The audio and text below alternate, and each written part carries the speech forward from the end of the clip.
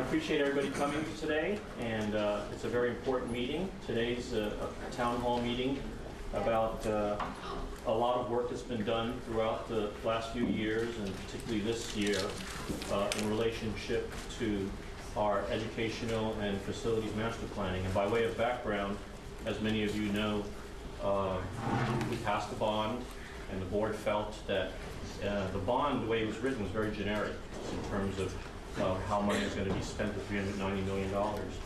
So the board expressed to the chancellor and to administration, we need to have a kind of a roadmap or a game plan in terms of how the dollars are going to be spent for the bond.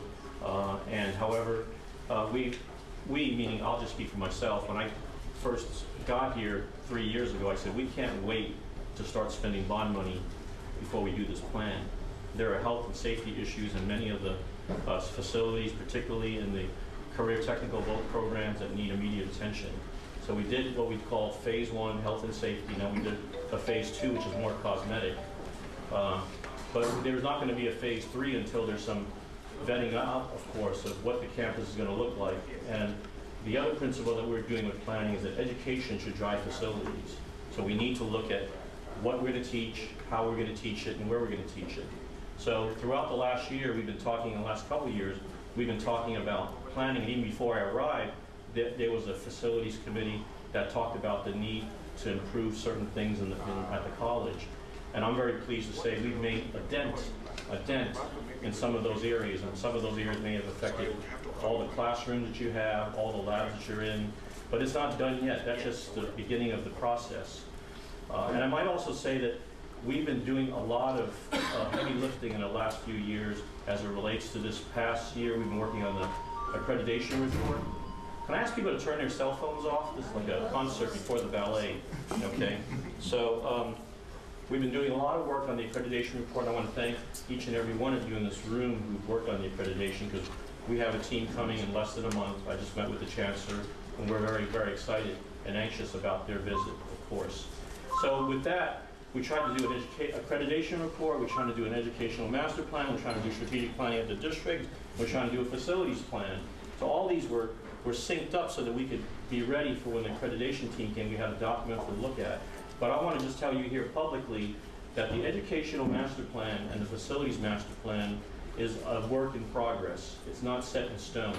Okay, these are things that are going to evolve with time, and let's get through this accreditation report first in this visit, and then we'll have time to breathe and exhale, and some time to really, as a college community, talk about some of the principles that have been raised in the educational and the facilities master plan. Okay, and we've assembled, and I've been working with Vice Chancellor Carl. He's very much committed to understanding that we really need to vet things out with the faculty and with the staff.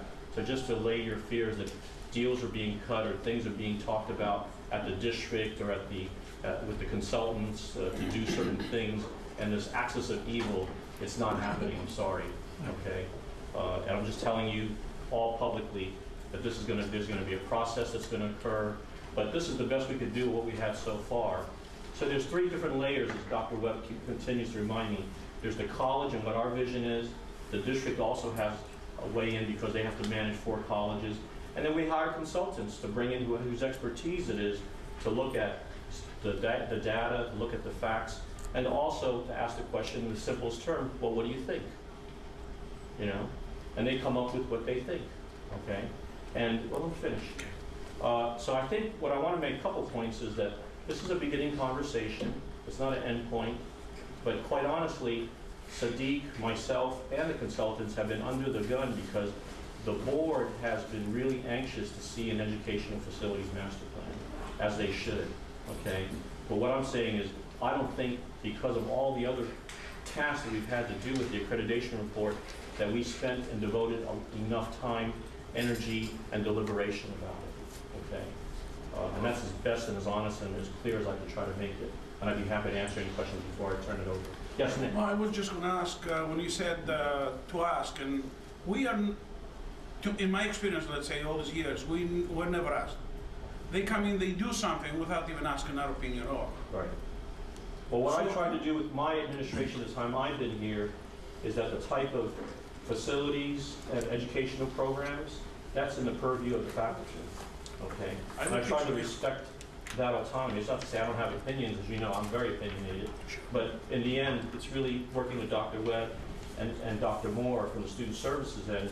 And we as a community, rather than looking at silos, we're trying to look at how can faculty work more across the board. Now that we're working with basic skills, we have for the first time basic skills working with the career technical programs through the leadership of many of you in this room. You know, we have student services talking to faculty on assessment issues.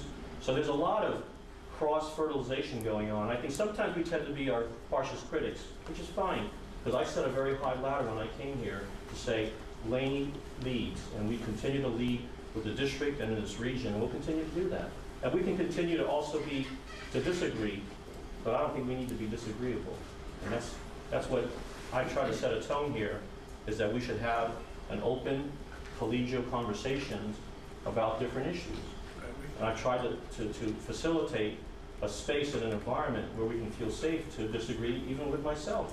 You know, I never win an argument with Dr. Webb, but she always, you know, lets me think I win an argument, but I walk out wondering, scratching my head.